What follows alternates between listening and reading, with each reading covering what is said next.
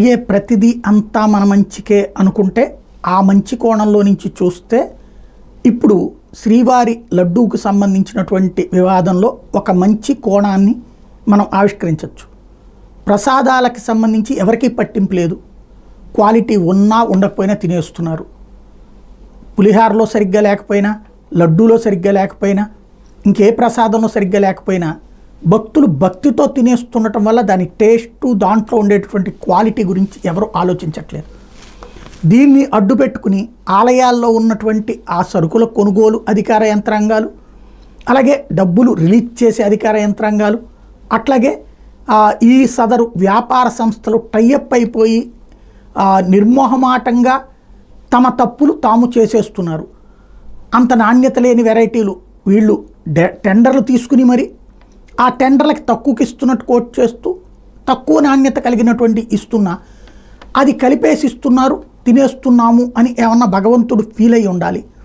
అందుకోసమే ఇప్పుడు టోటల్గా ఆలయాలన్నిటికీ సంబంధించి చర్చించే ప్రయత్నం చేశారు. అదే మనకి దేశంలోని అన్ని ఆలయాల దగ్గర కనబడుతుంది. ఒక మంచి పరిణామం. అది శ్రీవారు చంద్రబాబు గారిని వినియోగించి చేశారనుకోవచ్చు. ఇప్పుడు ఇందులో ఒకటి కల్తీ జరిగేటటువంటి తీరు, అంటే కల్తీ అనే కంటే కూడా నాణ్యత రాహిత్యం లేదా కుంభకోణం ఎట్లా జరుగుతుందంటే, ఫర్ ఎగ్జాంపుల్ గుండు పప్పు, జీడిపప్పు తీసుకోవాలి. గుండు పప్పులో సగం పప్పులు అంటే బద్దపప్పు కంటే గుండు పప్పు రేట్ ఎక్కువ, కానీ బద్దపప్పు కూడా కలిపేసి ఇస్తారు.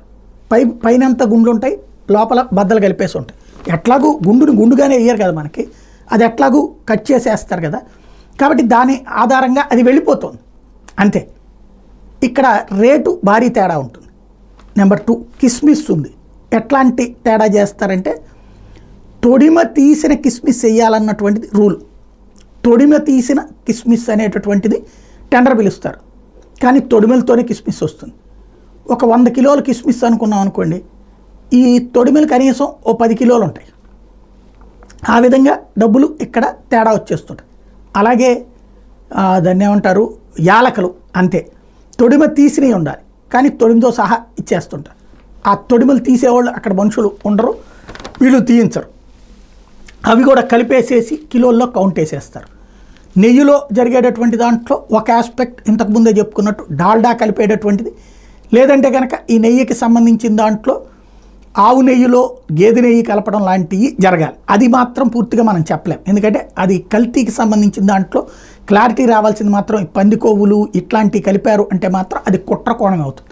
బట్ ఆ కుట్ర కోణం ఏంటి అన్నటువంటిది వెలికి తీయాలి. భగవంతుడు ఆ దిశగా ఏదో ఒకటి బయటికి తెలియజేస్తాడని నేనైతే బలంగా నమ్ముతున్నా. అదే సందర్భంలో వీటిట్లో జరిగేటటువంటి ఈ తరహా కుంభకోణాలు ఉంటాయి. ఇప్పుడు ఏ గుళ్ళో లడ్డు అయినా సరే పొడి పొడిగా ఉంది అంటే ఆలోచించాల్సిన సందర్భం, గట్టిగా ఉండాలి. ఇప్పుడు తక్కువ వాడితే క్వాంటిటీ నెయ్యి రాలిపోద్ది, ఎక్కువ వాడితే ముద్దగా ఉంటుంది, పచ్చిగా ఉంటుంది. కాబట్టి దానికి ఒక 10 గ్రాములు వేయాల్సిన చోట 20 గ్రాములు వేయాల్సిన చోట 10 గ్రాములు వేస్తే పొడి పొడి అయిపోతుంది. 30 గ్రాములు వేస్తే మరీ ముద్దగా అవుతుంది. కాబట్టి ఇప్పుడు తినేటప్పుడు ప్రతి ఒక్కళ్ళు ఆలోచిస్తారు. పులిహార తినేటప్పుడైనా బియ్యం సరిగ్గా ఉందా లేదా ఆలోచిస్తారు. రాబోయే రోజుల్లో ప్రతి ఆలయానికి ల్యాబ్ పెడతారా, లేకపోతే దేవాదాయ శాఖ, ఎందుకంటే ఇప్పుడు ఇక్కడి నుంచి భక్తులు కంప్లైంట్స్ వస్తాయి ఖచ్చితంగా. వాళ్ళు తిన్నప్పుడు తేడా వచ్చిందనగానే దాని మీద కంప్లైంట్ చేస్తారు, వీడియోలు ప్రొజెక్ట్ అవుతాయి.